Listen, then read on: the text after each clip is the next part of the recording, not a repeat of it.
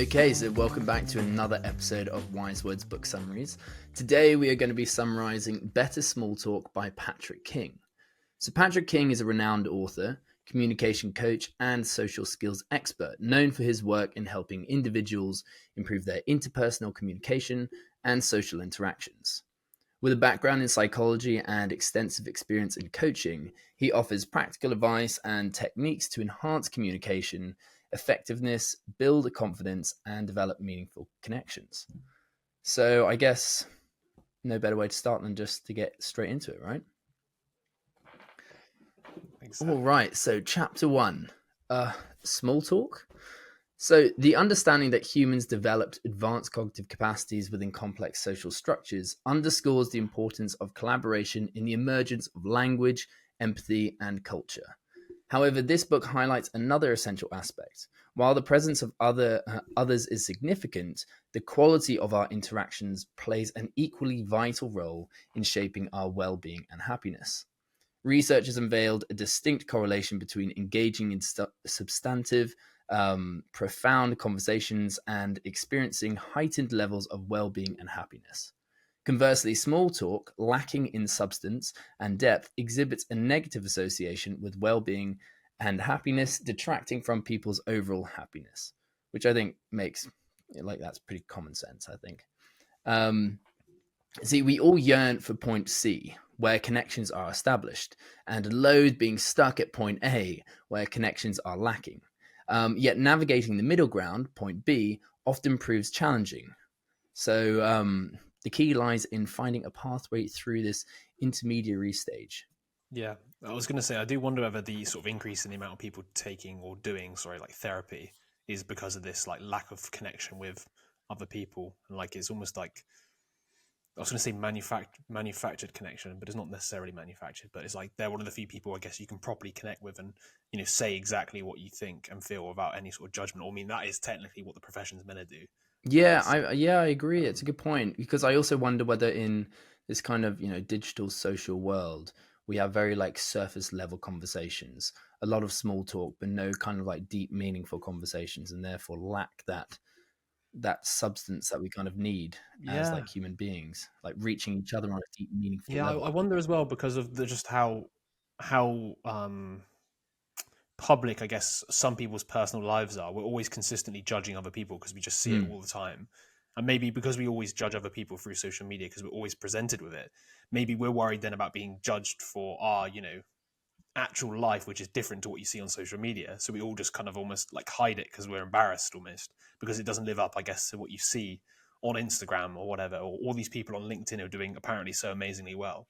It's that type of thing. It's like you feel maybe you can't connect with people because everybody's just seems to be perfect and your life might be falling apart a little bit and nobody's willing to sort of admit these things maybe. Yeah, it's a very good point. Um, Yeah, so yeah, I think that's probably correct. Yeah. cool. So, moving on now to the small talk mindset. So, conversation extends beyond spontaneous wit and improvised banter.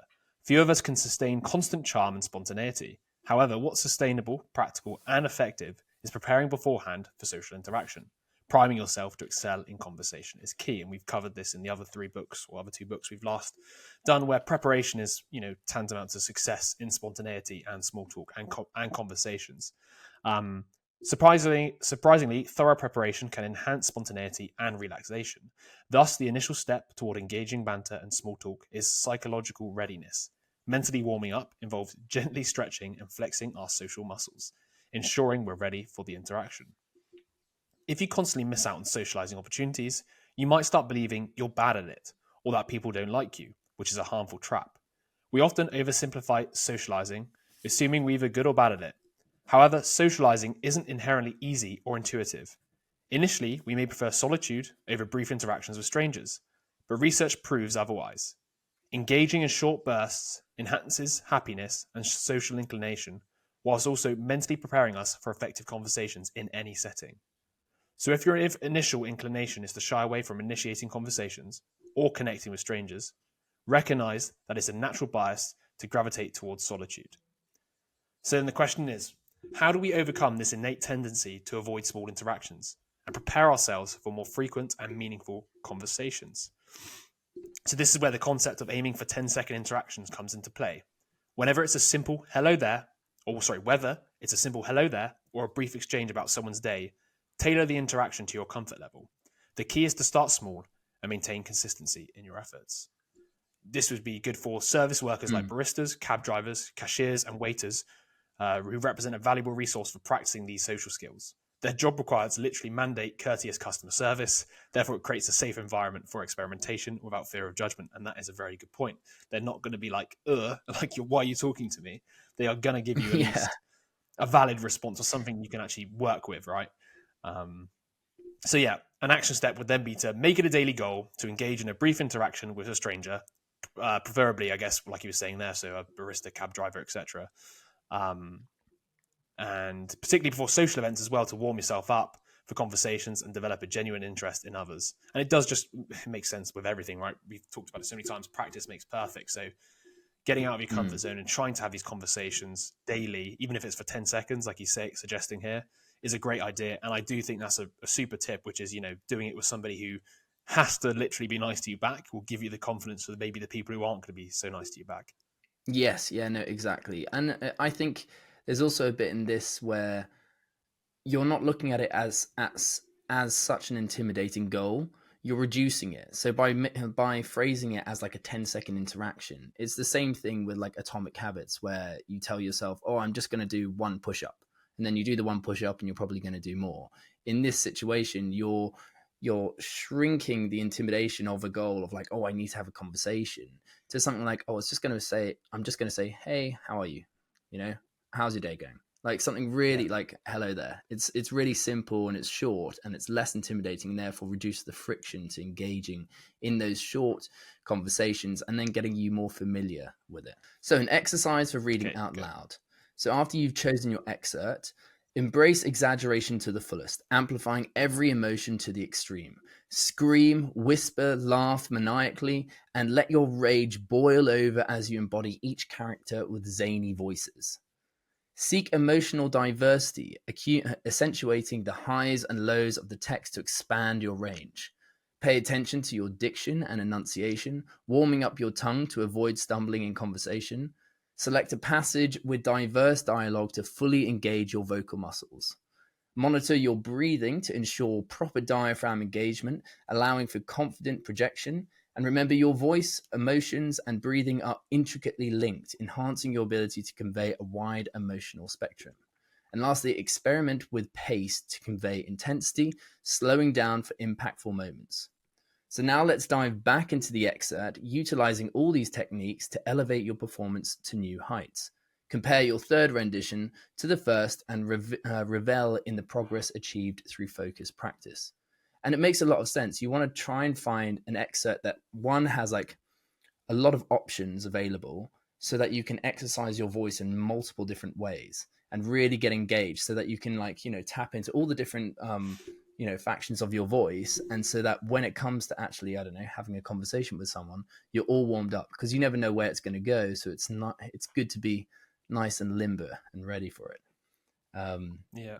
I was going to add something. I was just thinking there's like a natural inclination, before you go to like a social event where maybe you're with your friends, it's going to be like a party or a night out, where you play music in the preparation stage and you start singing along and you go a bit nuts. I wonder if that's like a Yeah. natural inclination to kind of like warm yourself up ready for the environment, and you like get into the songs. And I've always thought when I turn up to nights or like parties or get-togethers or whatever with that preparation, I'm always definitely more I was, for lack of a better word, pumped or more ready for that event. I found nights sometimes where I don't want to go or something like that, and I haven't prepared mentally through, like, I don't know, pumping myself up from music or whatever, or showering or doing a ritual, where I just kind of like get out of bed or get up off the sofa, then go somewhere. I'm less inclined to be social. And I don't know if that's what other people feel, Yeah. but No, I'm exactly the same. I have to, like, I find, when you have like pre-drinks, and obviously alcohol will limber you up a little bit, but it's definitely helps. I think if you're in that same kind of mindset, in that groove, and you've already kind of, oiled those muscles up, ready to go. yeah. Um, You all of yeah. those muscles up, mate. Go on. Which muscles? um, so do these exercises and its directions challenge you. Assess your expressiveness in everyday conversations and compare it to your potential. your potential you've just identified by doing this exercise. Because you don't have the pressure of other people watching you, you're really able to engage in this exercise and realize, where your potential is, how far you can go with your voice and your mannerisms and everything like that. So then try variations like singing loudly in the car on the way to a party. It boosts energy and sharpens expression. And just on this point, I actually implemented this exercise the other day when I had a recall, because I wanted to make sure that I was like, ready for whatever the director was going to give me. And so I was kind of like doing exactly this. I like chose an excerpt and I was doing like silly voices and everything, but I felt so much more like relaxed because I knew that I could, take whatever was coming my way. So yeah, I can kind of vouch for this one. I feel like it also builds positive energy and positive momentum almost in yourself. What's that? I feel like it builds positive energy and momentum just by going through it and using that range of emotions, using that range of vocal cords or whatever you want to call it. It almost, I don't know, it feels like it almost gives you some form of power or energy.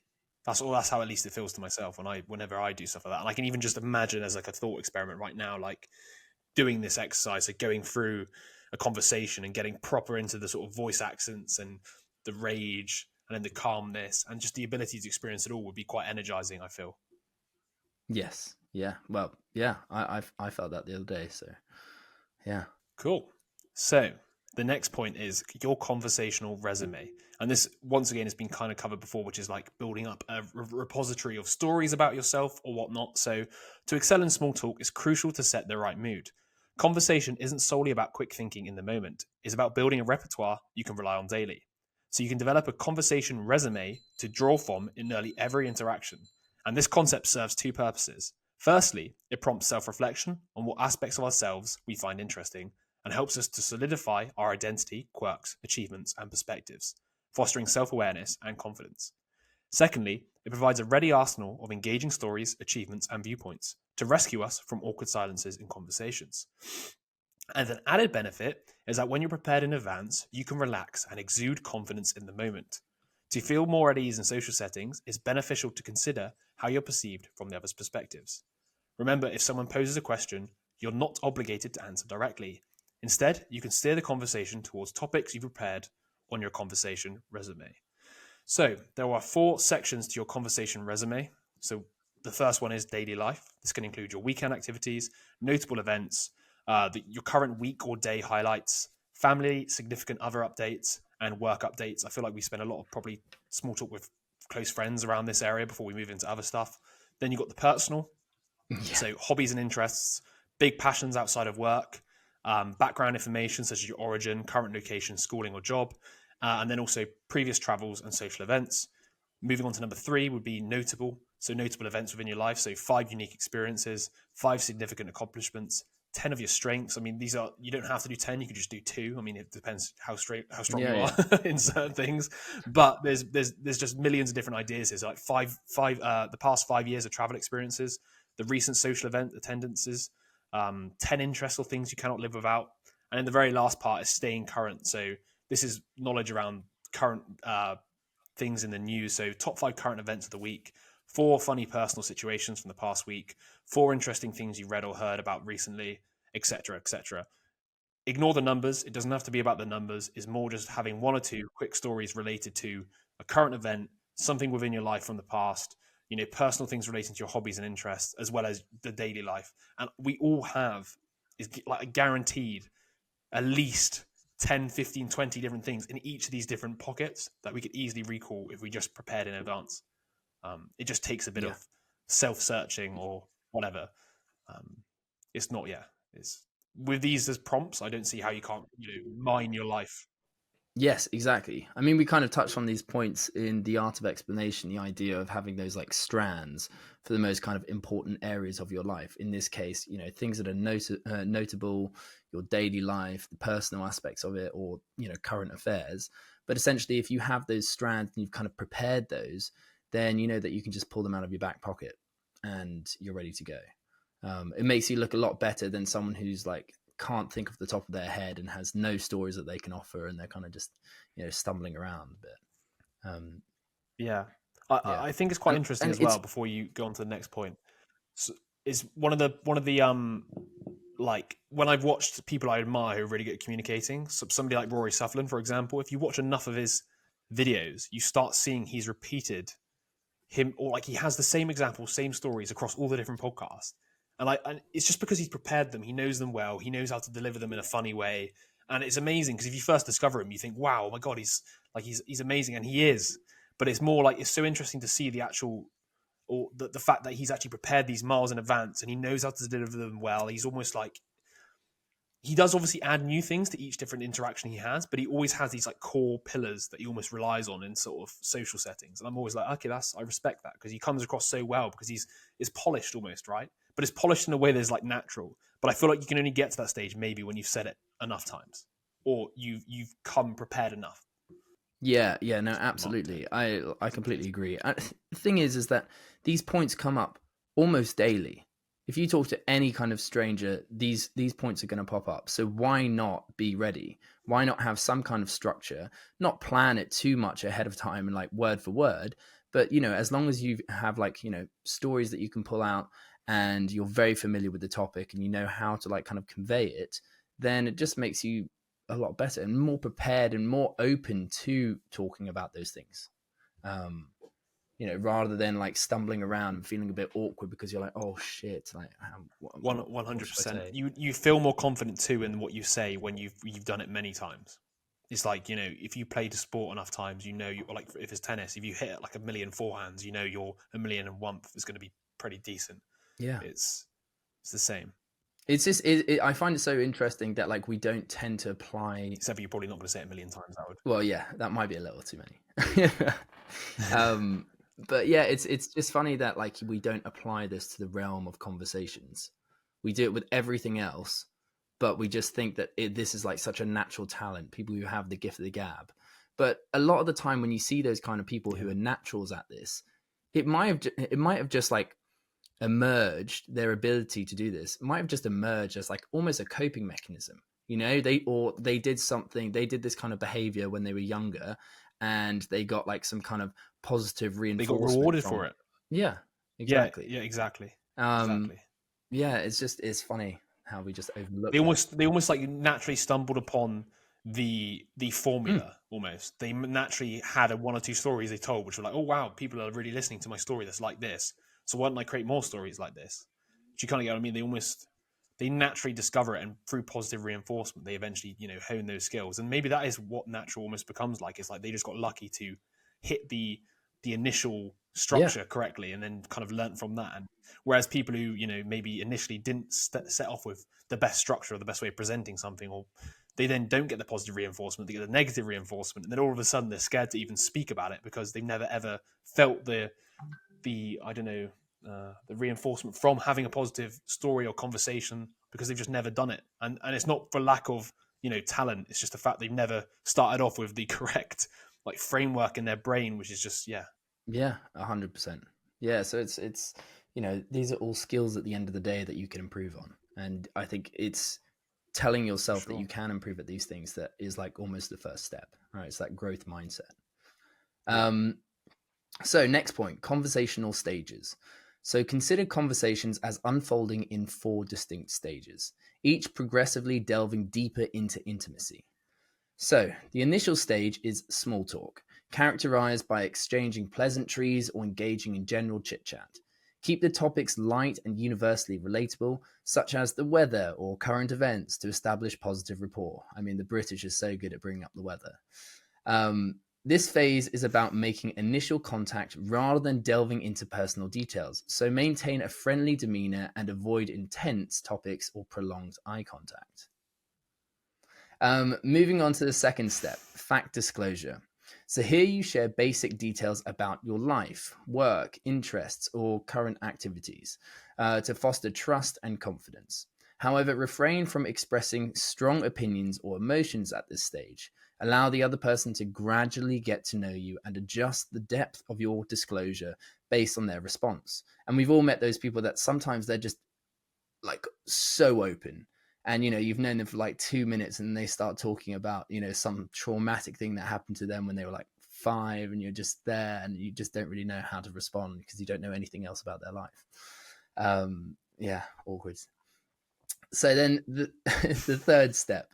The third step involves opinion disclosure. So where you explore common ground and share viewpoints. Be mindful of the context of your conversation, as the depth of discussion may vary depending on the situation. While seeking shared connections is essential for building rapport, respect the other person's pace and comfort level. And then finally, emotion disclosure is the ultimate stage, where you share personal feelings genuinely. Recognize that everyone has different thresholds for intimacy, so proceed with sensitivity and respect for boundaries. And I think that all makes a lot of sense. It's just literally talking about the different levels of depth and approaching them Mm. in a natural way, responding to your conversation partner rather than just like, okay, now I'm moving on to step 2, it's not that mechanistic. Yeah. Once again, it kind of reveals that emotion's at the core of everything to some extent, before rationality, because, below the rational explanation / opinion is the emotions that underlie it, which is the core of the human that you're dealing with. And obviously people like to especially hide those these days. So Exactly. All right, so we've briefly gone over what small talk is and how to get involved. So whether that's with those 10-second interactions or the reading aloud exercise to get you psychologically and physiologically kind of warmed up and prepared, and having the conversation resume, so you have all of those stories, whether that's on daily life, personal aspects, something that's notable, or the current affairs just in your back pocket ready to go. And then lastly, knowing about the 4 stages of conversation and how they each proceed by increased depth. So now we need to talk about making initial impressions in chapter 2. So Jess, do you want to take it away? cool. So chapter 2, initial impressions. Most people don't dive into conversation head first. Instead, they extend gestures, gauge responses, and adjust gradually. In conversation, especially during small talk, we unconsciously send signals, assessing and being assessed by others. How you carry yourself communicates the type of interaction you prefer. What signals are you sending? Ideally, we want to convey comfort and familiarity. While it's understandable to hesitate in reaching out first, this reluctance often leads to a stalemate. Treating others as strangers perpetuates that distance. To set a welcoming tone, you need to mentally shift to "we're friends now" and interact accordingly. I think that's such an important part, the whole sort of mindset of going into the conversation. If you can it almost reminds you of the How to Have Impossible Conversations, where the mindset is you're going in as a sort of collaborator, right? It's the mindset is, I'm going into this interaction as we are friends. Even if you might not be, I'm going to treat you as if you're a friend. And once again, we know how powerful that sort of overarching sort of mindset in an interaction is. It frames the whole way you're going to behave and act. Absolutely. No, I couldn't agree more. All right, so then setting the tone. So stop treating every conversation like a professional networking event. Instead, ask yourself how you would speak to friends. Right? The freedom from filters that we enjoy with friends can lead conversations to fascinating, emotion-driven, and slightly inappropriate places. That happens far too many times. Many of us struggle with conversations when we overthink it. We analyze, plan, and filter our words unnecessarily, adhering to conversational norms while ignoring the person before us. We often dampen excitement and intrigue to avoid causing offense or due to self-consciousness. By censoring ourselves and assuming what others want to hear, we miss opportunities for genuine connection and enjoyment. So, ways to set the tone in a conversation. In the first few seconds, set the stage for open, engrossing interaction. Be aware and skillful in adjusting your demeanor to match your intentions. Embrace a playful, relaxed attitude akin to interactions with friends. Surprise with unexpected answers and colorful language. Infuse lightheartedness by exaggerating, being absurd, or going over the top in a way that grabs attention. Deliberately misinterpret situations in absurd ways or pose hypothetical questions to break the monotony of everyday life. Experiment with silly role plays, sarcasm, or breaking the fourth wall by discussing the conversation itself. These tactics foster camaraderie and keep interactions fresh and engaging.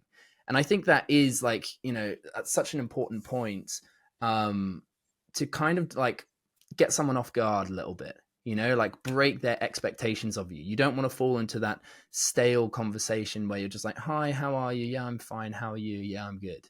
You want to like introduce something that's like kind of Yeah. new, that like they almost actively have to think about, especially if it's, Yeah. like they said, like lighthearted or sarcastic or funny, because it just like, it makes them wake up a little bit. Yeah, it's like I told you, I'm pretty sure I mentioned it before, my like old driving instructor where he's like, I'm absolutely Yeah. okay, or I'm absolutely Yeah. average. It's like, whoa, like what the what? Okay.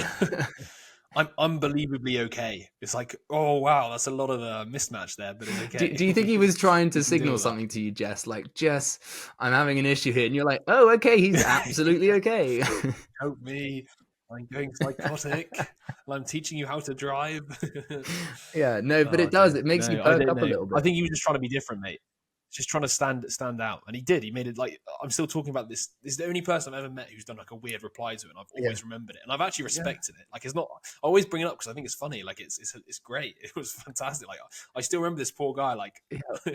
years later, it was only a couple of weeks of my life, right? And it was just every time without fail, it would always be some sort of superlative followed by average or okay, and I'm like, what the? Yeah. What am I dealing with here?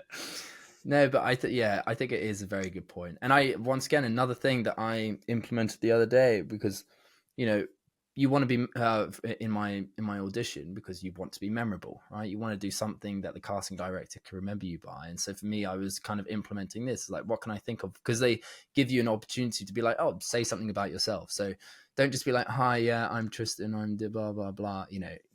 Do something that's interesting or like random or funny or weird, not too weird, but Yeah. so how do you emulate friendship? It's about authenticity, assumed familiarity, speaking your mind, expressing emotions, and asking genuine, curiosity driven questions. So, a tip: next time you're with your friends, observe the effortless interaction. Notice the lack of pretense, the genuine connection, the depth of questions, and the comfort and familiarity among everyone. And I think that's a good point, as in, like, if you have these points in mind before you engage with someone, and you're like, look, how do I just normally speak with mates? How can I just like try and apply that to this situation? Feel a lot more relaxed, be much more open minded. You're not censoring yourself, and therefore the conversation can go in so many different Yeah. ways. Unless, of course, you probably need to censor yourself depending on Yes, who you're talking that's to with true. your Yeah, mates. yeah. Always be appropriate. Okay, cool. So now moving on to making the first move. So once you've prepared yourself, adjusted your mindset, and overcome your small talk bias, there's just one more step: actually speaking up.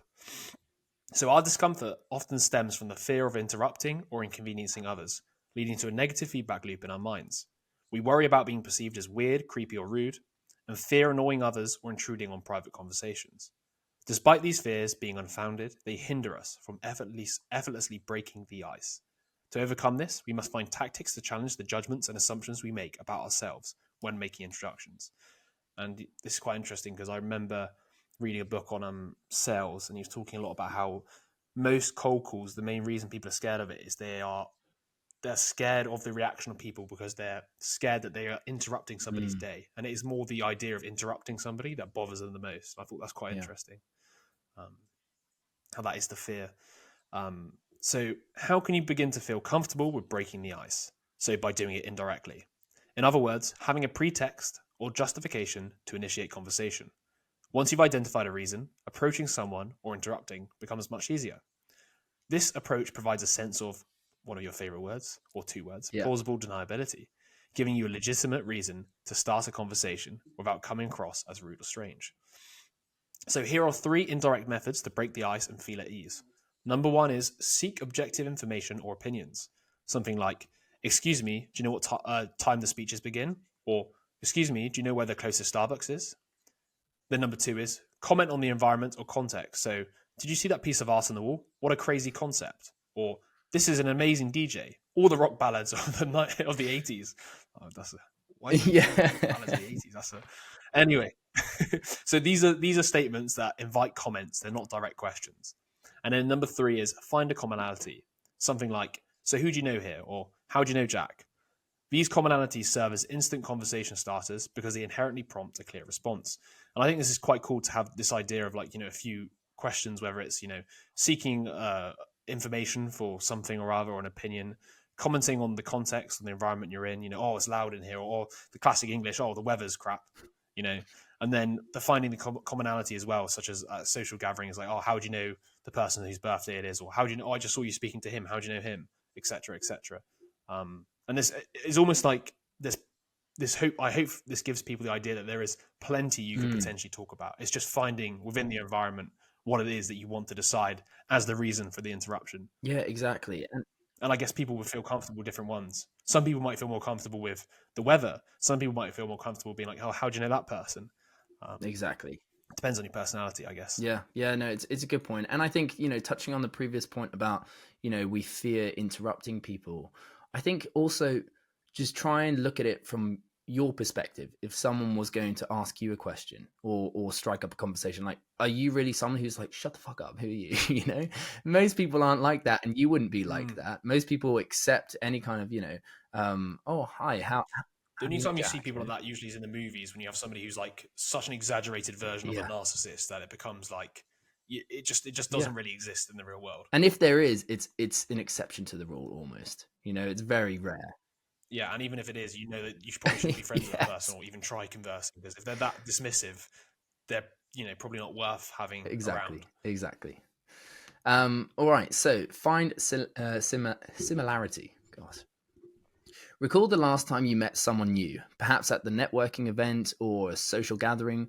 What were your initial questions? Likely familiar ones such as, where are you from, or what do you do? Yet despite their ubiquity, these questions often fail to spark engaging conversation. Why do we ask them then? It's not for their ice-breaking prowess, but rather our innate desire to find a common ground, a shared experience or interests that deepen the dialogue. This instinct is rooted in our evolutionary past, where familiarity means safety amidst the unknown.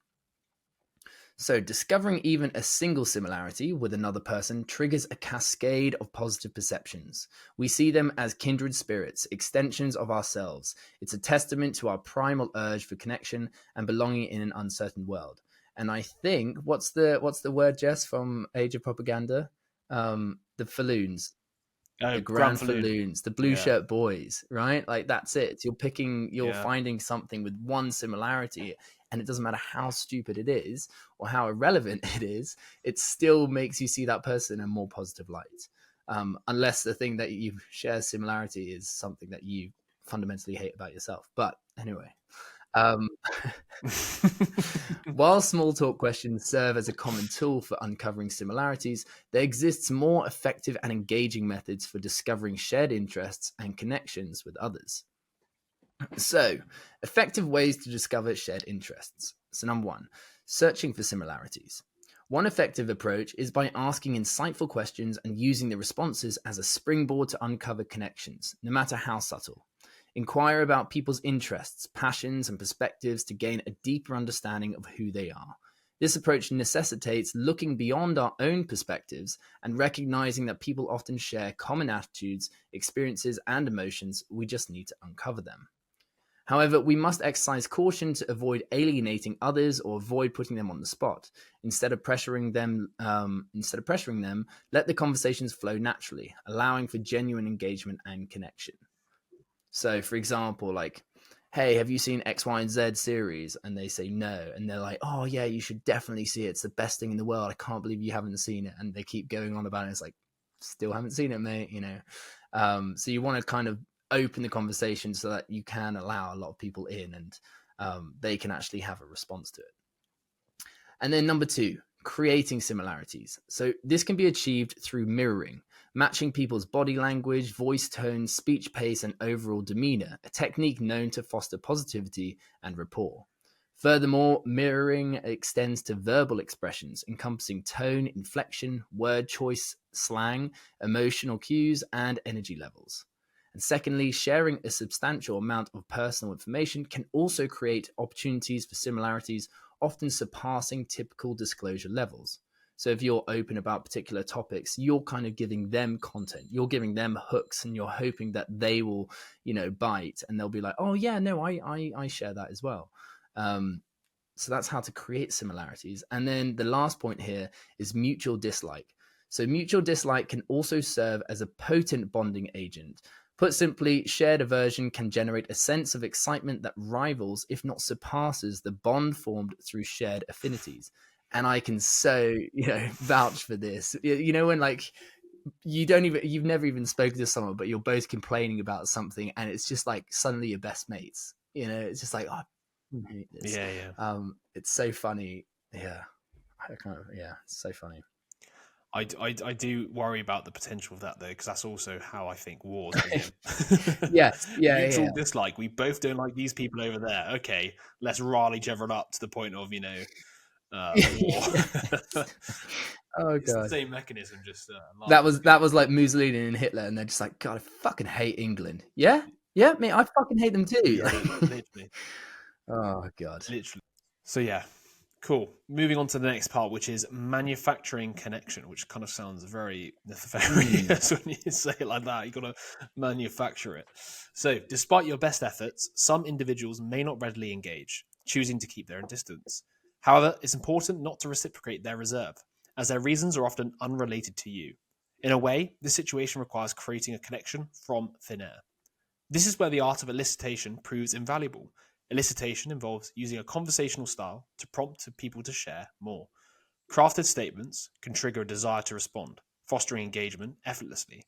So, unlike direct questions, indirect inquiries are often more effective in encouraging openness. So, here are a few methods of elicitation to get people to talk to you. One of them is recognition. So, you acknowledge something positive about someone, which often leads them to share related stories or experience. For instance, complimenting someone's attire can prompt them to talk about its origin or significance. Then another one is similarly related, is complimenting. So offering appreciation or praise tends to invite individuals to elaborate on their achievements or experiences, similar to recognition. Then we have complaining, like before. So expressing grievances can serve as a bonding point, especially when shared. Initiating a complaint can prompt others to join in or offer their perspective, fostering a judge-free environment. Then you've got correction. People enjoy being right, so presenting an incorrect statement can prompt them to correct it, leading to further discussion. Then you've got naivety. So acting as if you're on the verge of understanding can compel others to teach or showcase their knowledge. There are two effective methods of naivety that can be used.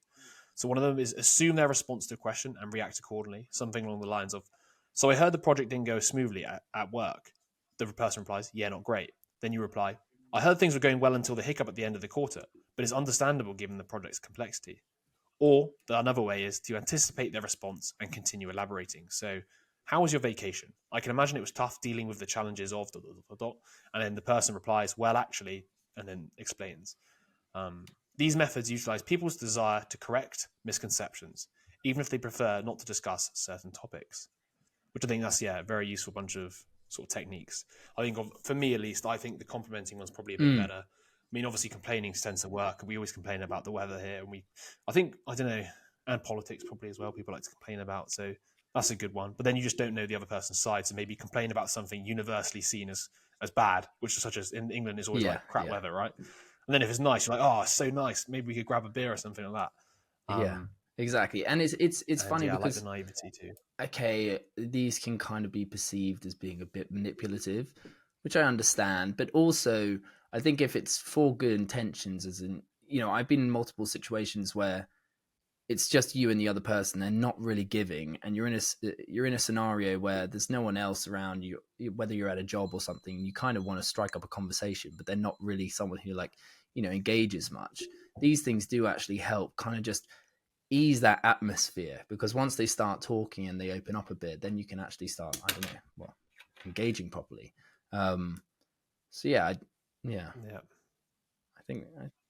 I think even like the complimenting stuff as well can, maybe somebody's suffering with sort of self-confidence at the moment, and giving them like a compliment which they can then expand upon, and maybe even realize that they're wearing something that's nice, or they're done something recently that's really cool, and they haven't realized it themselves. I think it's not manipulative in the sense that you're trying to actually get people to come out of their shell, and you're actually trying to build up their self-confidence. Yeah, so, exactly. Like you said, it just depends on your ends. If you're approaching it as, oh, we're going to just try to have a great conversation here, it's good intentions.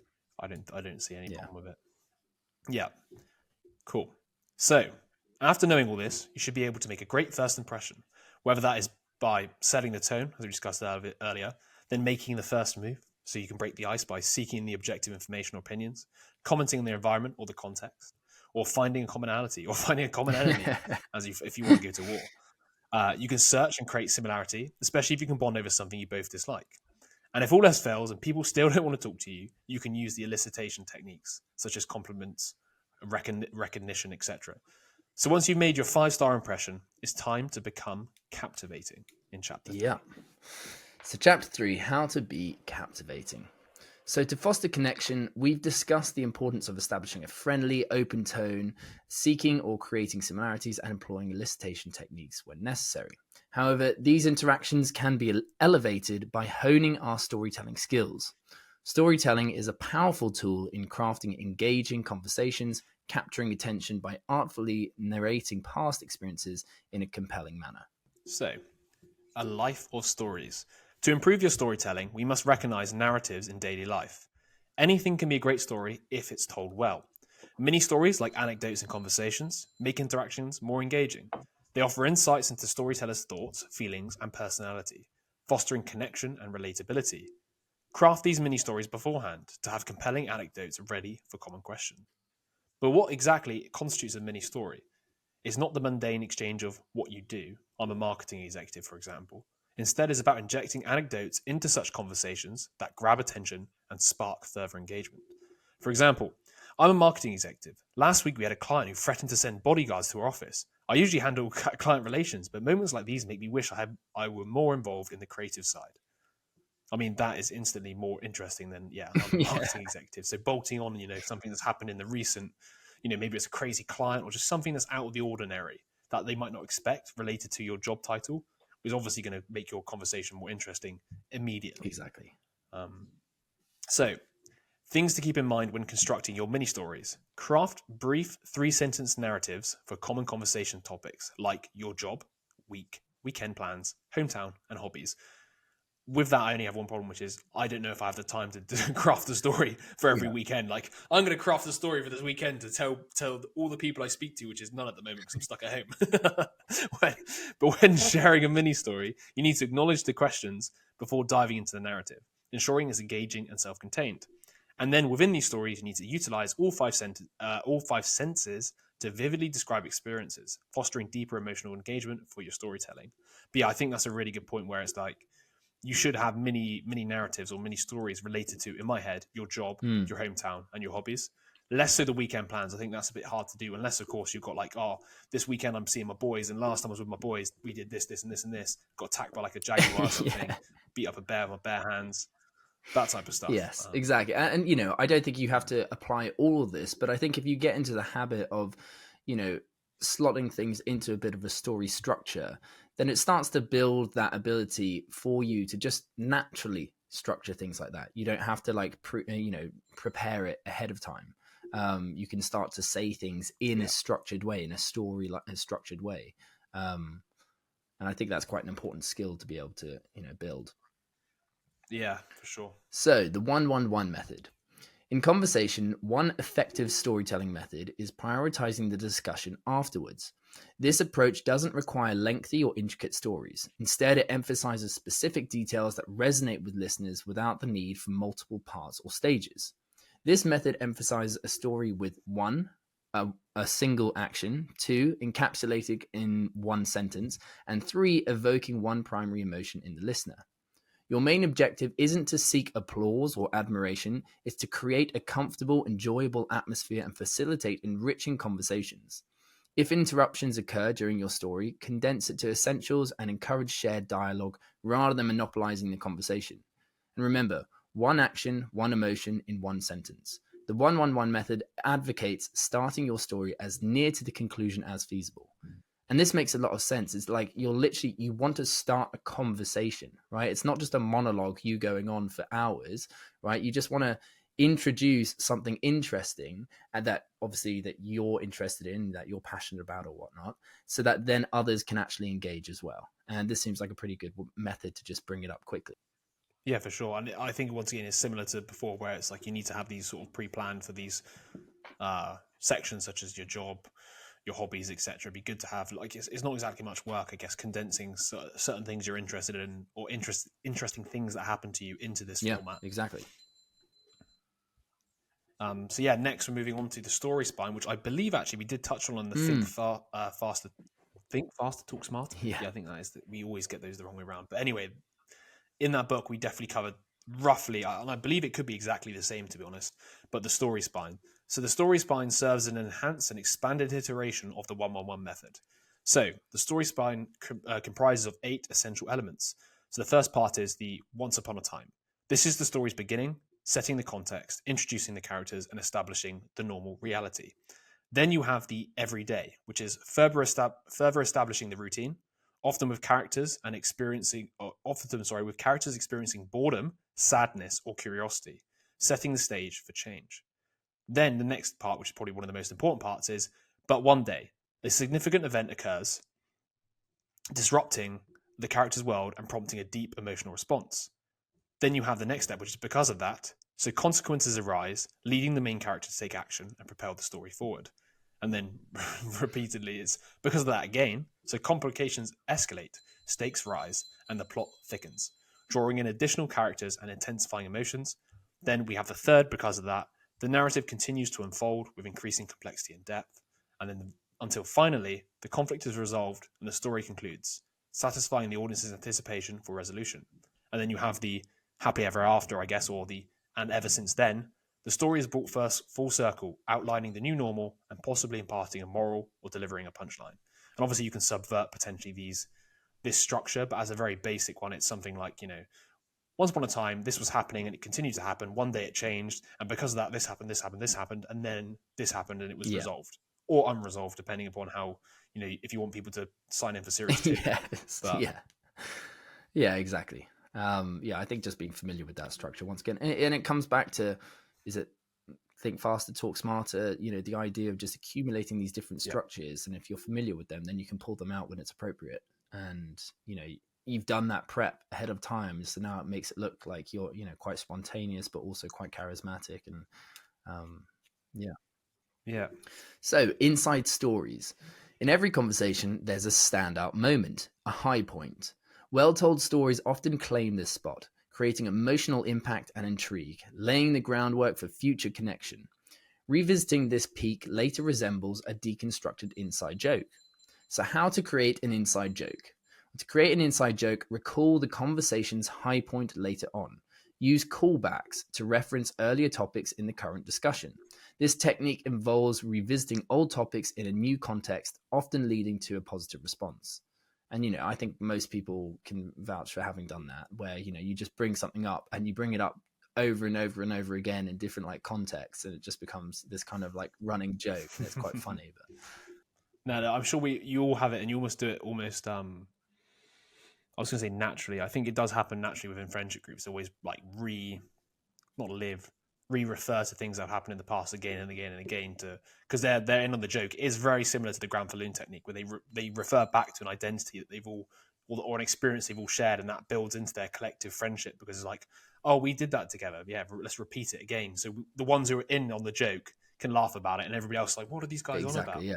And you almost signal to everybody like, this is the group who are there, who went through this, Well, I mean, we literally did that earlier when we mentioned the Blue Shirt Boys. I mean, that was kind of some random joke off the back of reading. And I was even going to use the previously enjoyed girlfriend, which if anybody was listening to the podcast from the last time, that would probably remind them of that. Yes, if not, go back. Yeah.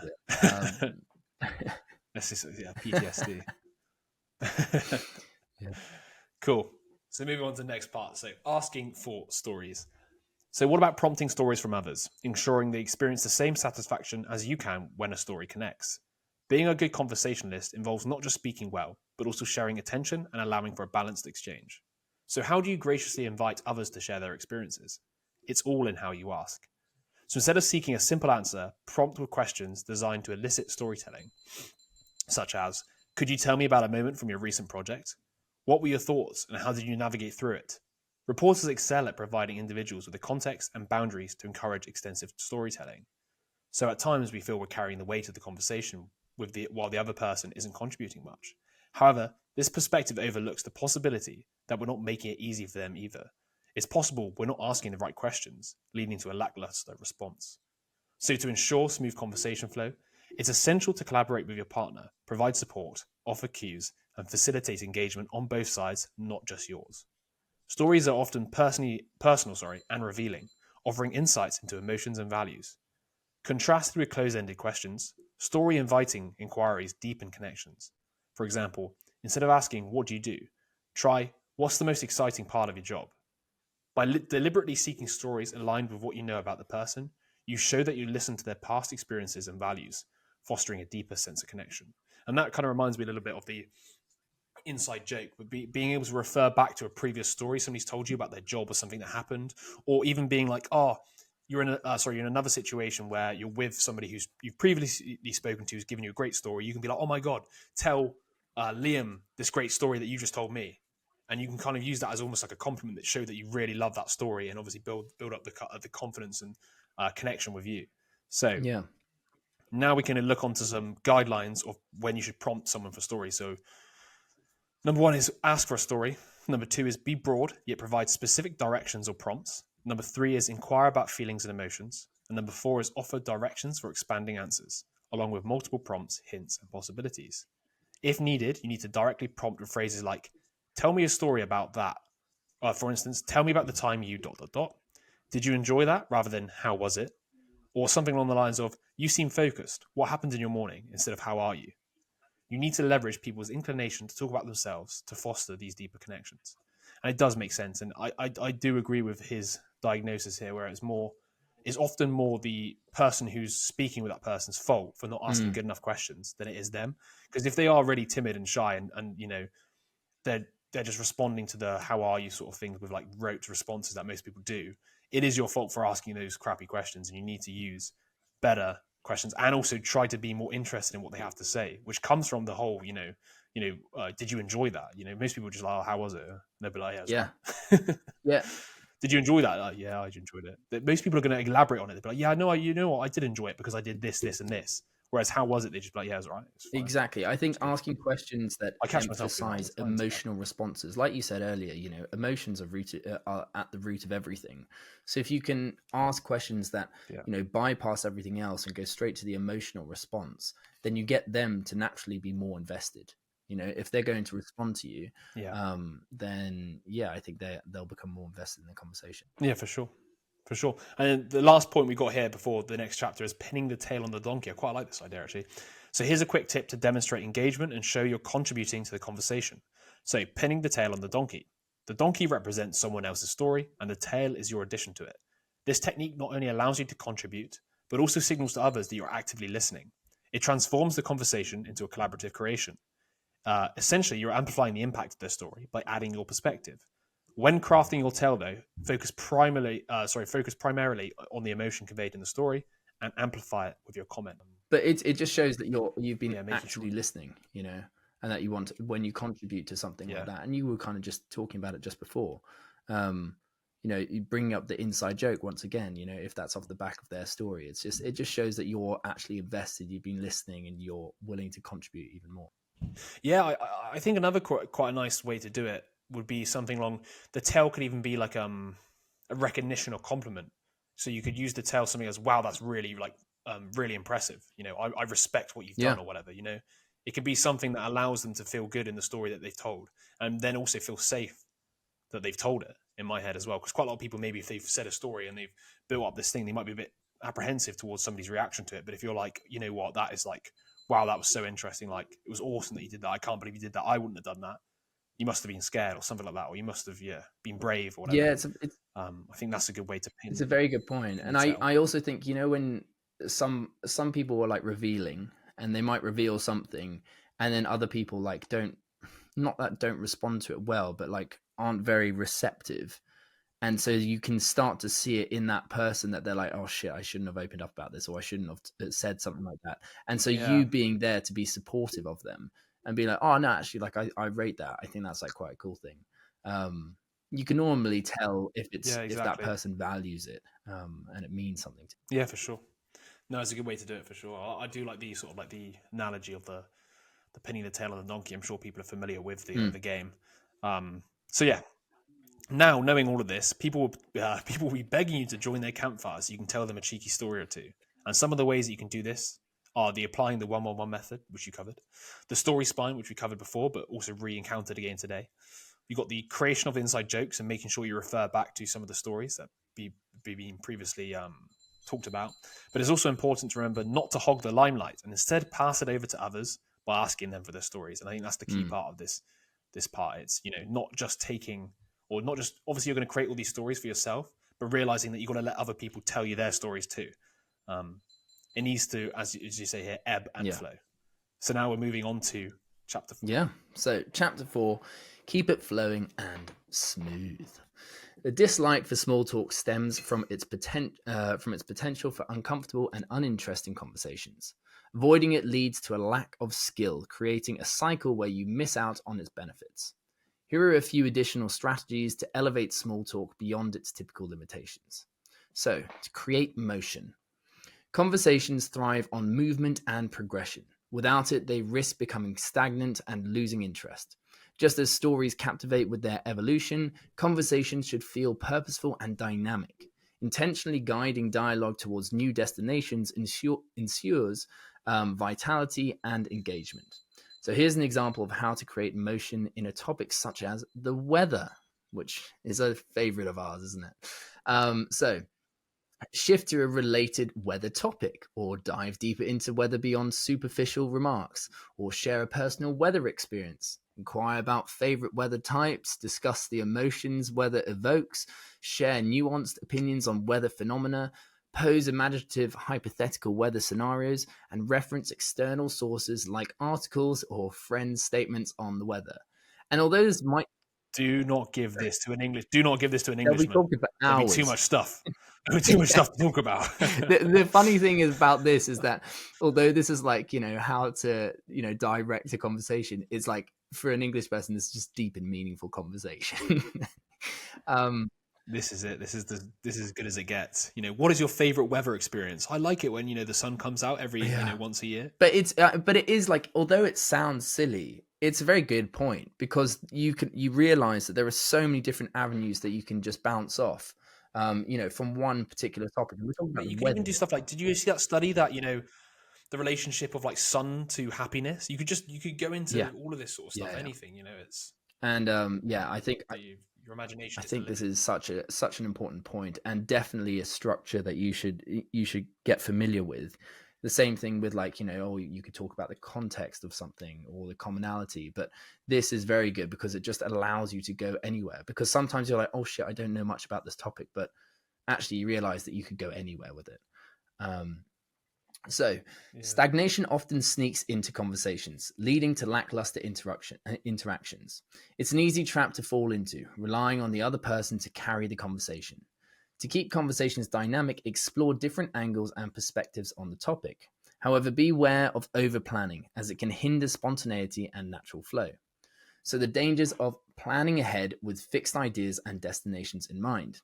Firstly, each participant will inevitably influence the others, subtly steering the discussion in their preferred direction. Secondly, rigid adherence to a predetermined path risks catastrophic derailment. By fixating on a singular destination, you close yourself off to alternative topics and fail to adapt effectively. And lastly, maintaining a fixed conversational destination fosters a goal-oriented mindset, disregarding spontaneous interactions. Remember, the focus should be on the conversation's flow rather than personal agendas. And I think this is a very good point. Like, you do come across certain people when, okay, yes, maybe they're telling a story and it gets interrupted, but it might be like very natural. And then, you've moved on and then they steer it all the way back. And it feels so awkward to like be talking about something that you were talking about 15 minutes ago. And it's just, that they've been thinking about it that whole time just to like say their point. Yeah. Figuring out how the best way to sort of bring it back in, They haven't let it go. It's obviously something they really want to let you know. Yeah. So I think that's on the flip side, I find it quite funny because sometimes conversations can but I guess that's just the nature of flowing with the conversation, right? There's sometimes I guess you're obviously having a conversation with somebody, you know where in your head it's kind of going. You want to say something, you're like, oh, I've got a good point about that, right? But then it veers off to the other side, and then you almost like lose yourself in the conversation. Like, fuck, I was meant to say this about 10 minutes ago, but I can't even bring it back in now, and you almost feel guilty for not being able to have like said it back then. But then I don't know. I guess it's the nature of just letting it flow to some extent. You always like you can get interrupted by somebody coming in. You'd be like, well, we left that conversation there and it never Yeah. finished, So there is parts of that Oh like yeah, can you happen as can well, I think. naturally go back to it, Where and you I just, think yeah, it's just about reading yeah, the room, right? Like reading the signals, and like whether it's you're trying to control and steer a conversation towards something, even though you're getting signals that it's going somewhere else.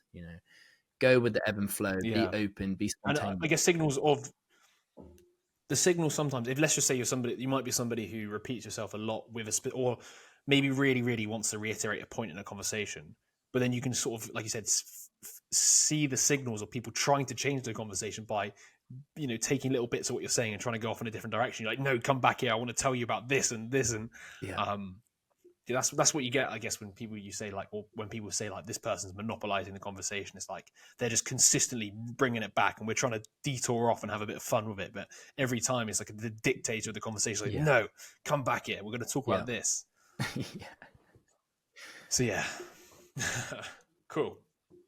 Little rant. Thinking on your feet. So let's streamline conversation. It's a flow of statements, stories, and questions. When one person contributes, the other responds, either on the same topic or a related one.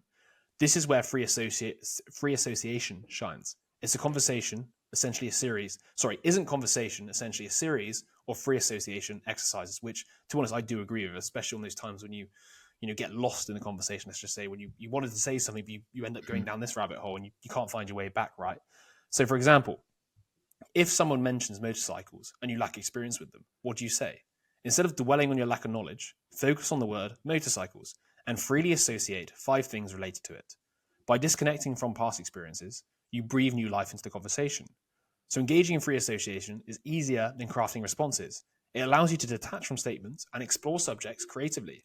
This trains your brain to think non-linearly and expand conversations. Your knowledge level at this point becomes irrelevant because you can contribute lively and personable insights. So embrace the weird associations. They add humor and showcase your personality. Regular practice as well can unveil surprising creativity. So you avoid experimenting with this technique during actual conversations without prior practice. Like if somebody says pin, you go donkey, they're gonna be like, what the hell? Yeah. So the best exercise is to practice free association. Exercise 1. Jot down 5 random words and swiftly generate 3 associations for each. Then connect the last word to form a new chain. Repeat thrice before moving to the next set. For instance, napkin leads to table, spoon, then fine dining. Fine dining then leads to France, then leads to Michelin star, to butler. To butler goes to Jeeves, to white gloves, to Michael Jackson.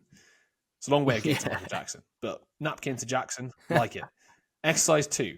Randomly select words from a dictionary and verbally list 15 associations in rapid succession. Repeat this process multiple times to enhance quick thinking. Exercise 3 is for a creative challenge. Select 2 dictionary words and craft a short story, imagining them as a company name. Do this swiftly to sharpen creativity.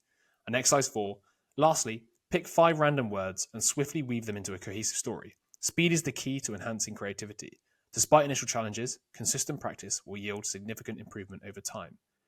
And I love this. In fact, off the back of seeing this and reading this note, I was like, I need to build into Mm, my life a free association yeah. practice. I just love the idea of it. It's in my head. It's the essence of wit. Is the essence of most things. If you can come up with a word or some sort of relation that people can't see, that is literally what humor is. But like in a way that's like maybe not too crazy and people are going to get. But just the ability to train yourself to have speed associations with certain concepts and topics, and it also reminds me back to the Think Faster, Talk Smarter, which is not judging yourself when you're coming up with these ideas too. There is no best free association to come up with.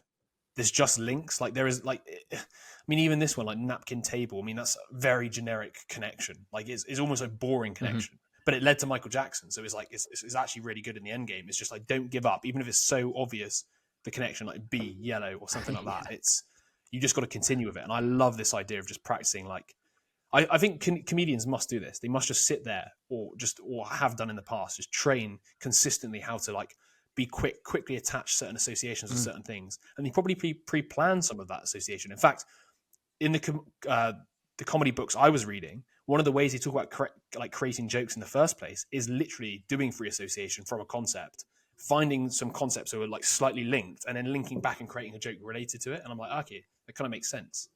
But yeah, it's inspired me. Yes, no, 100%. I think it's such an important skill to have because it very much gives you freedom for spontaneity, right? Like it allows you to or seem very spontaneous. And I think you could also It's it's just training it. It's training the exactly. speed of your spontaneity. Yeah. That's all it is. It's just getting used to being And I think you spontaneous. could even apply it to like associations to prepared aspects that you things that you've already prepared. So whether that's structures to elicit or quotes or things like that, right? I think like if you already have all that stuff kind of prepared, then if you stumble across, if you happen to be doing this association exercise or going through the different associations in your mind and you stumble across one that technically links to something that you've already prepared, I think that's how you can suddenly kind of elicit it. And I remember you kind of talking Yeah, about that with yeah, from a comedy book where she was like, you have a map yeah. of different contexts, and within each Yes, no, context, you exactly have a that. Yeah. joke, and then you can kind of elicit that. So I reckon with this, you Hmm. could kind of stumble across a context, which is an association, and then elicit that joke in this Yeah, case. yeah.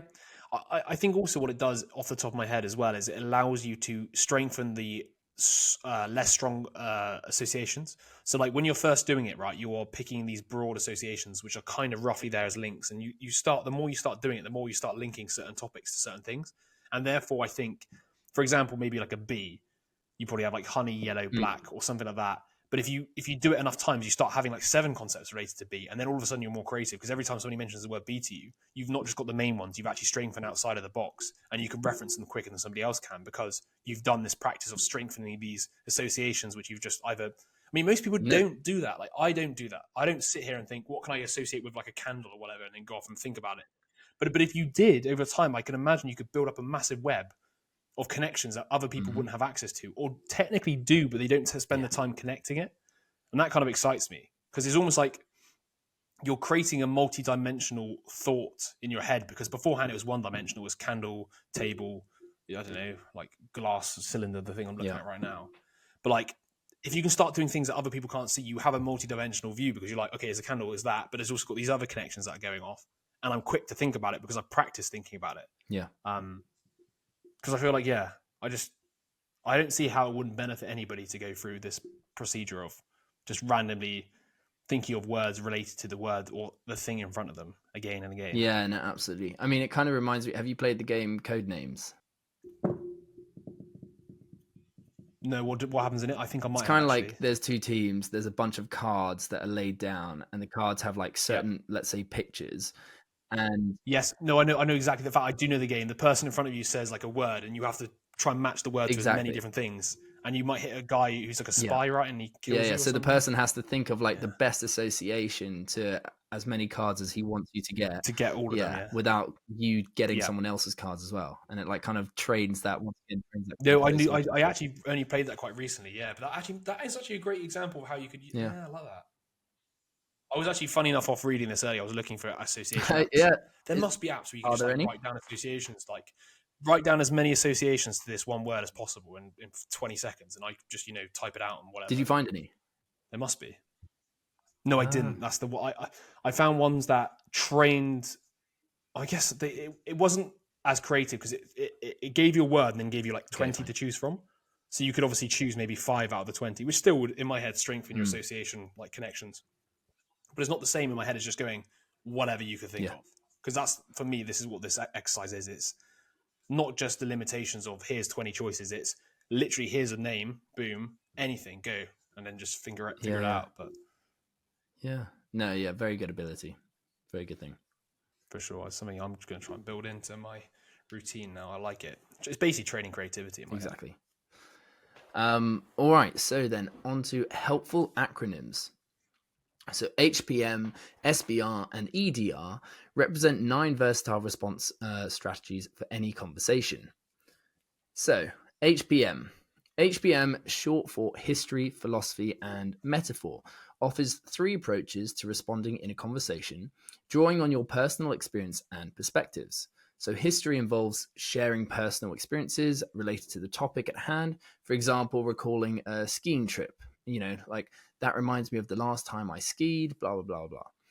Philosophy entails expressing your personal stance or opinion on the topic. So, for instance, discussing your love of skiing, you could say, I've always loved skiing because, dot dot dot. And then lastly, metaphor involves relating the topic to something else. For instance, comparing skiing and snowboarding. So you could say, that's just the opposite of snowboarding, isn't it? So these approaches focus on your own thoughts and experiences rather than the other person, allowing you to contribute meaningfully to the conversation. Then the second one, so SBR. SBR, which stands for specific, broad, and related, offers three types of responses to engaging in conversation effectively. So, specific responses involves asking targeted questions about the current topic to gain deeper insights. For example, inquire about specific details. So, where was this? Who did you go with? When was this? How did you drive there? And then broad responses entail asking open ended questions to provide context and facilitate discussion. So these questions help to establish the background and lay of the land. And then lastly, related responses involve asking about topics directly or broadly connected to the current subject. So these questions maintain relevance and keep the conversation flowing smoothly. So overall, the SBR strategy emphasizes staying focused on the topic at hand, ensuring meaningful and engaging dialogue. And then lastly, EDR. So EDR is representing emotion, detail, and restatements. So these offer three-pronged approaches to enhancing conversation dynamics. So emotion involves acknowledging your conversational partner's emotional state, something very important. By expressing what you perceive their feelings to be, you invite them to clarify or confirm their emotions. For instance, you might say, "It sounds like you're really excited about that," prompting them to elaborate further. And then D, so detail. This entails soliciting specific information related to the topic under discussion. So utilize the 5 W's, so who, what, where, when, and why, to delve deeper into the conversation and gain a clearer understanding of the subject matter. And then lastly, restatements. So these involve summarizing what the other person has said and reflecting it back to them. By restating their statements, you validate their contribution to the conversation and encourage further elaboration. So, in essence, EDR facilitates meaningful dialogue by acknowledging the emotions, seeking detailed information, and affirming the contributions of your conversation partner. And I think these three acronyms are a pretty good, strategy to have. Once again, just tucked away in your back pocket in case it's like, okay, well, where's this conversation going to go? I got 3 different ways that I could approach it on, or 9 different ways. I mean, you don't have to do all 3 of Well, yeah, these it's technically straight nine, but away. I feel that Yeah, each serves sort of separate goal, with the HPM being more of like, how can I bring the conversation back to the relation to myself, talking about my history, my opinion, or a metaphor. And then you've got SBR, which for me at least is more like, in fact, it's even similar to EDR, to be honest. Those two are more like eliciting more details, like asking them where it was, or broad open ended, like how did you enjoy it or whatever.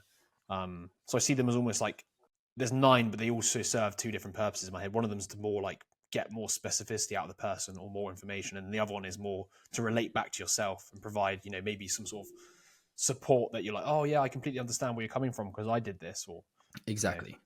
something similar to that. I think it's just about opening your mind about how there are so many different avenues that you can take from a conversation.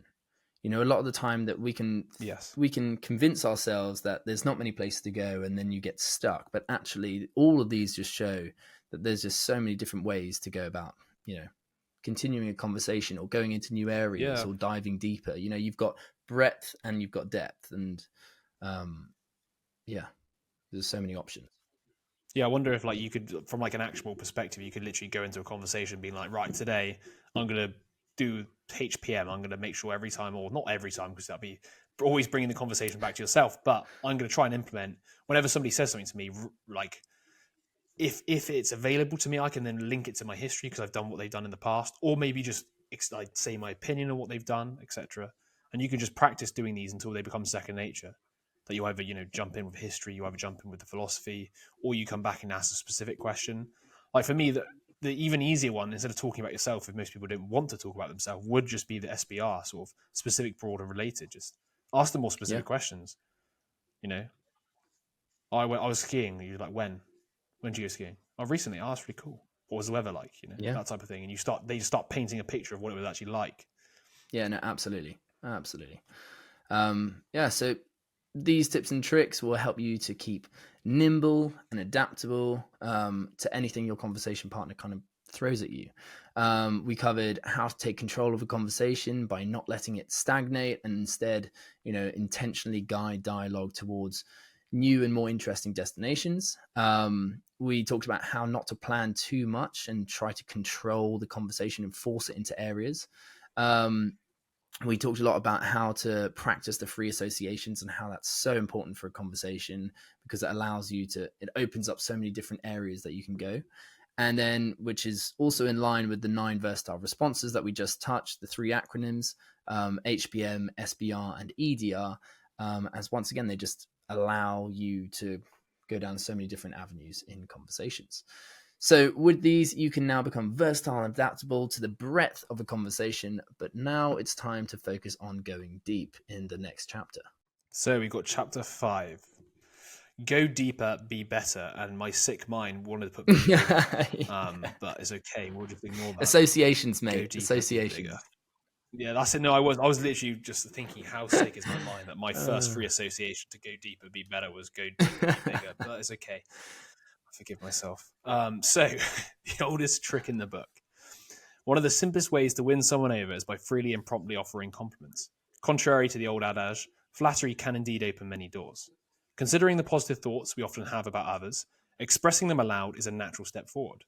When giving compliments, it's crucial to distinguish between superficial remarks and deeper acknowledgements.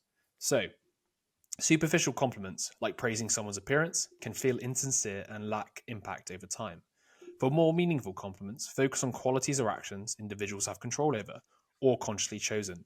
These acknowledgements are more likely to make people feel valued and proud of their efforts. Examples include specific habits, unique fashion sense, or thoughtful words and actions. Meaningful habits resonate deeply because they reflect on an individual's thought processes and identity.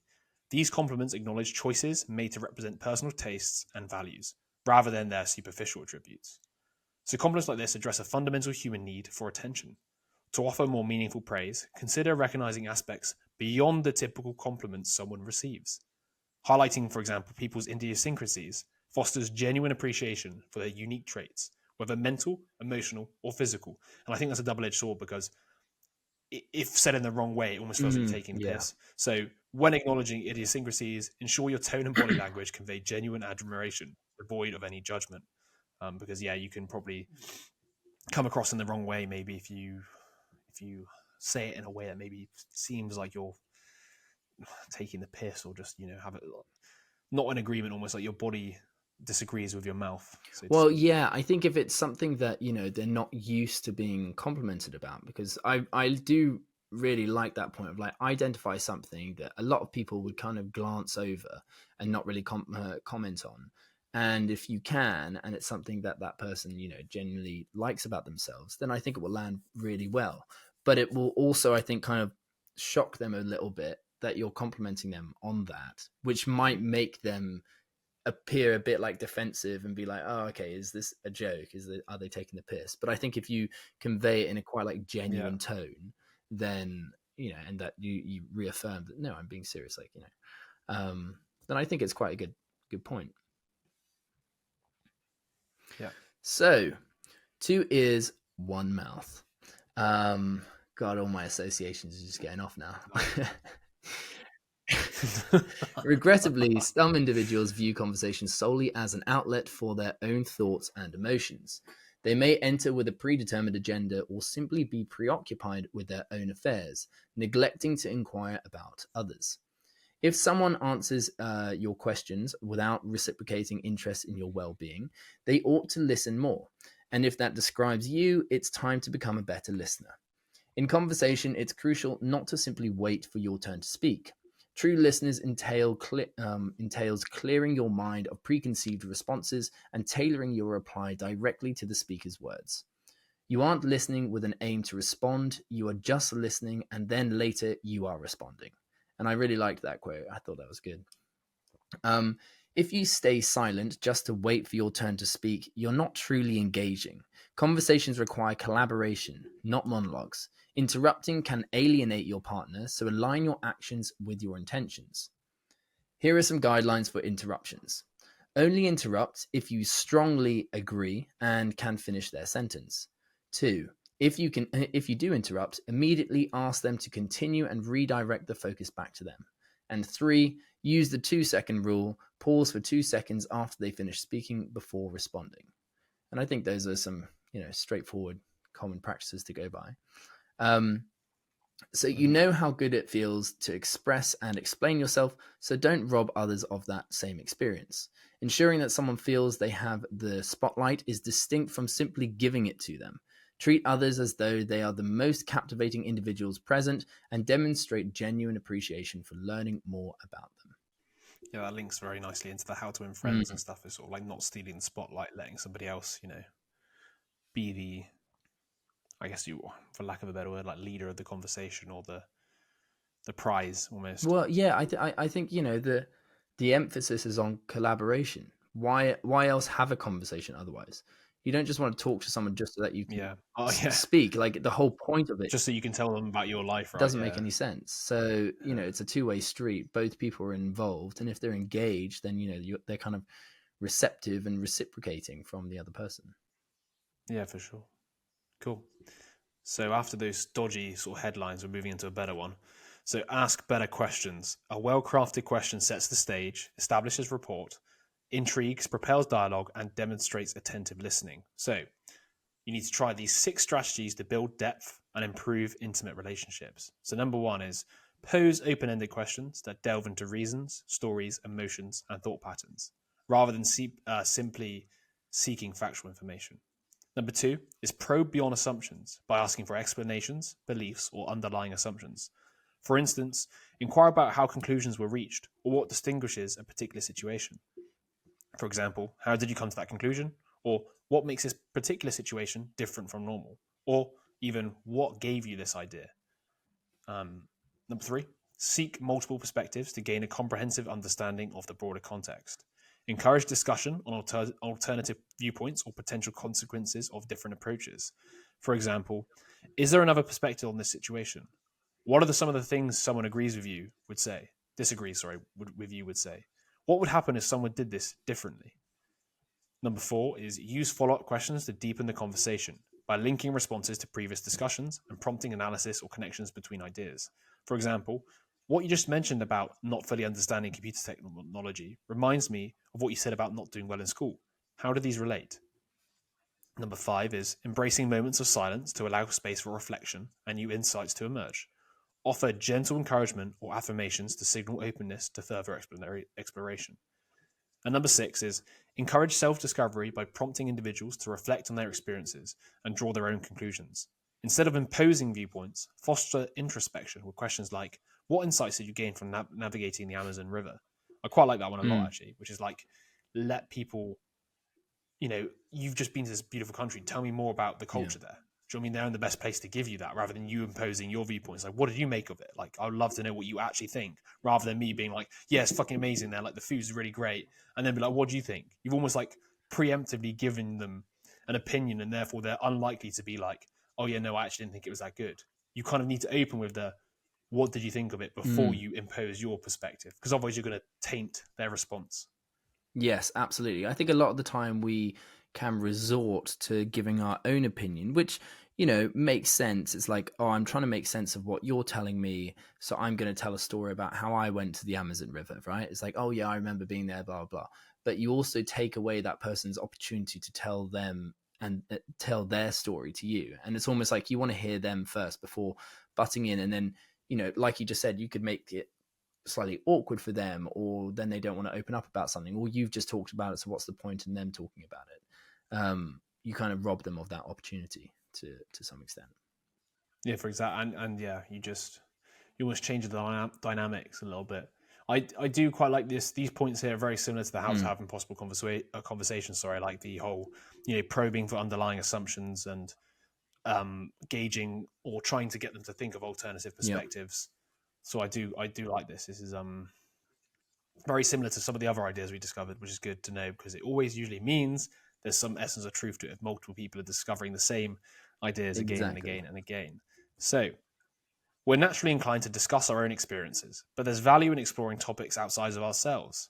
Author Daniel Menaka dubs this approach focusing on third things, topics unrelated to either you or the other person. It could be anything external, from current events to nature. Think of it as an upgraded form of small talk. Simply ask others about their thoughts or reactions to various events or topics. Unlike direct personal questions, this approach often yields more insightful responses. I guess something, like, oh, did you see that in America? Or something like that, like a statement. Do you see what happened with this Yeah. person? And just seeing what they say. So by bringing up worldly matters, you indirectly gain insights into other personalities and perspectives through their reactions. This way, you learn more about them without putting them on the spot. And I quite like that as well as a topic of like a way of starting. It's almost an elicitation technique again there. It's kind of like say something about the world and don't, I guess, directly be like, what's your personal opinion on it? Because then they're going to be a bit more reserved. It's more just like saying something and letting see if the rage or whatever comes out and explains how they feel about it. Yes. Yeah, exactly. Kind of ties in with the whole like etymological pursuit in how to have impossible conversations. Mm-hmm. Yeah, finding out what they really think about something and the reasonings behind it, etc. So yeah, we have now finished chapter 5, the something about going deep. So say goodbye to small talk, because these tips help you operate on a deep, meaningful level. So first, you've got to get people to open up by identifying and genuinely complimenting people on their unique characteristics and their idiosyncrasies. Then you've got to make sure you really listen to them. And then lastly, you've got to make sure you ask them better questions that allow them to open up on a deeper level. So now it's all well and good following these steps to have a great conversation, but the true cherry on top is to actively work on yourself to become the most interesting conversation partner. So chapter 6 is all about looking inwards. Exactly. So those who engage with life are inherently captivating. To be intriguing, cultivate diverse experiences and perspectives. Essentially, be the kind of person you'd find fascinating to meet, which is such a simple point, but it actually makes so much sense. As in, like, we all know those people that are so interesting. They go off and they do something, and you're like, wow, I wish I had done that. And it's that whole like question, like, who would you want at a dinner party? The people that are most interesting have those stories, and you want to be like that. So then why not emulate them and build yourself to be someone like that? So, which goes on to the next point, build thyself. So the key isn't to engage in extreme activities to be deemed interesting. Rather, it's about actively pursuing your passions and interests. As your interests diversify, so does your appeal. By broadening your range of hobbies, you increase the likelihood of connecting with others who share similar interests, making you more engaging and relatable. You're simply increasing your surface area of being interesting and engaging, which I quite liked. Engaging in a hobby isn't just about mindlessly collecting or consuming. It's about having a genuine passion that involves creation, learning, inspiration, connection, and skill. Not all hobbies are equal. Some are about passive consumption, while others are about active participation and growth. Strive to always have a project in your free time, something unrelated to work, and not just consuming media on a screen. Yeah, it does make sense to just aim to have stuff outside of yourself that you can talk about, whether it's, I mean, it can even be stuff that you're just interested in. I mean, that's kind of what we do, isn't it, really, with this? Is like, we just find stuff we're interested in and talk about it. It doesn't even have to be a hobby in my sense. It could just be something that you're really super interested in, you've read a lot about, and you just like to talk about, Exactly. So, branching out. So cultivate your knowledge through reading, whether it's books or newspapers, even just a few minutes a day. Understanding how things work and their connections can enrich conversations and make you more captivating. The broader your knowledge, the greater the chance of finding common ground with your conversation partner. It's not just about being interesting, it's about making conversations effortless and enjoyable. So having informed opinions shows your engagement with the world and your ability to think critically. However, it's essential to remain open-minded and receptive to others' perspectives. And this is kind of what we're just saying there. It doesn't have to be like a hobby or something. It can just be, I'm really passionate about politics, or I'm really passionate about, so it could be something really random, couldn't it? If there is interesting tangents that relate back, it could be something like to do with animals or whatever. Exactly. It doesn't really matter. It's just your interest and your passion will come through. 100%. Well, there is that, if you're interested in it, then people are going to find you interesting. And that's just a fundamental rule, essentially. But yeah, like off the back of that last point, however, it's essential to remain open-minded and receptive to others' perspectives. So then you only see black and white. So be careful not to slip into the toxic habit of seeing things in black and white. If you rigidly adhere to one perspective, considering any deviation as incorrect, you limit your openness to new ideas. It's common to mistake intelligence for intolerance and personal beliefs for absolute correctness. But what if you find yourself conversing with someone you consider foolish? Well, here's the reality: there's no such thing. Despite vast differences or outright wrongness in their views, there's always something to learn, rapport to build, and engaging conversations to be had. Many of us mistakenly believe that authenticity requires us to argue or defend ourselves against those with differing views. However, it's crucial not to make others feel judged or attacked when expressing ourselves. Judgment stifles curiosity and playfulness, limiting our perception and compassion while hindering creativity. Who wants to engage with someone who leaves them feeling judged and defensive? It alienates others, shutting down open communication. So, instead of assuming someone is wrong, consider if you lack sufficient information. Respect others' opinions as rooted in reason and inquire about their thought process and underlying assumptions. This approach fosters understanding and constructive dialogue. Assume that everyone is doing their best given their circumstances. By adopting this perspective, we can alleviate judgmental instincts and foster understanding and empathy towards others. And I really like that last point. Just like assume that everyone is doing their best, because why wouldn't they be? That it's not like they're purposely trying to be shit in a conversation or, have points or that they're trying to self-sabotage or jeopardize themselves. So therefore, act act in that way, be responsive in an appropriate way. I think that's quite important. I think it's 100% you need to give everybody the benefit of the doubt, regardless of how crazy their opinion might be, or even if they're just struggling socially. It could even just be something to do with the fact they're just not feeling up for it at that moment in time. And therefore, in my head, it's almost your job to try and get them to get to that back to that place. Exactly. So there you have it. By looking inwards and really tapping into what you're passionate and interested in, you can ignite a fire within you to pursue these things, and in the process accrue amazing experiences that others will want to hear about. But it's also crucial to look inwards and notice when you are looking at things in a black and white manner, and instead be open to a multitude of perspectives out there. Cool. So that was Better Small Talk by Patrick King. So just to recap, we talked about what small talk is and the best way to approach it. This includes the 10-7 interactions practice, reading aloud the exercises, conversation resume, so preparing in advance your stories. Then you got the chapter 2, which was around about how to make a good impression. So you need to set a friendly tone, have the mindset that this is a friend and this is a person you like. You got to make the first move.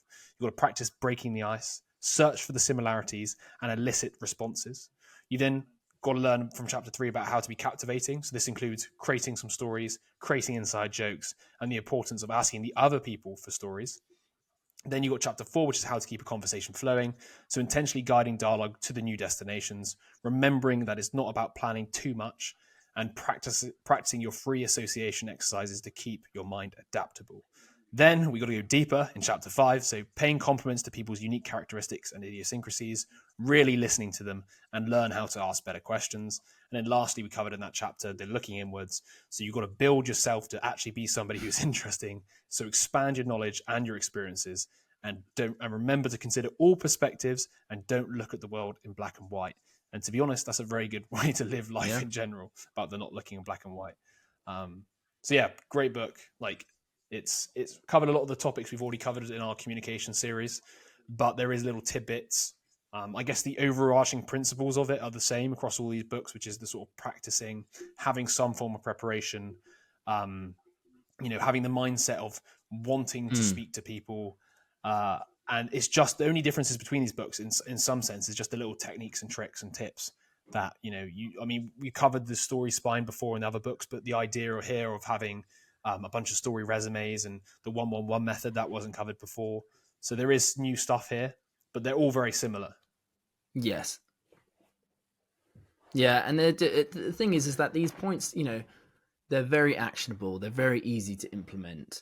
And it doesn't matter whether, before you go and have a conversation, you quickly look at your phone, you look at some of these points. It's just the fact is that you start to change your perception and your mentality towards, like you said, engaging in a conversation, being open to have this small talk, knowing where small talk could lead to, how to get to those kind of destinations that are much more enriching on a personal level.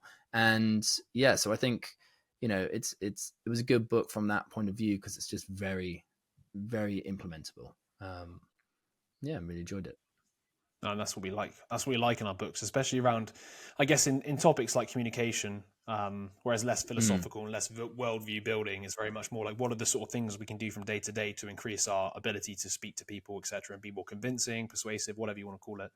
And I think, yeah, if you, it reminds me similar to the other book. I think Faster Talk Smarter. God, every time it yeah, I struggle know, to I get it know. out. But the idea of having these like mini plans and acronyms that you don't want to do it all. I think, for example, with here we had a bit earlier with the acronyms where it's 9 different strategies. You kind of want to focus on 1 or 2 at a time to get them up to Yes. speed before you move on to the other ones. Similar to with the Think Faster, Talk Smarter, you need to focus on the few high leverage points for yourself and then expand into the arsenal of other tools afterwards. But yeah, it was good book. And what are we doing next? Awesome. What I is the think it next book? might be How to Have Impossible Conversations. Yes, we're going to be redoing How to Have Impossible Conversations, which is basically, we've touched on some of the topics here, but it will go into Yeah. more depth into speaking to the people who are beyond saving, as he likes to Yes. say, like ideologue. So yeah, I look forward Yeah. to doing that.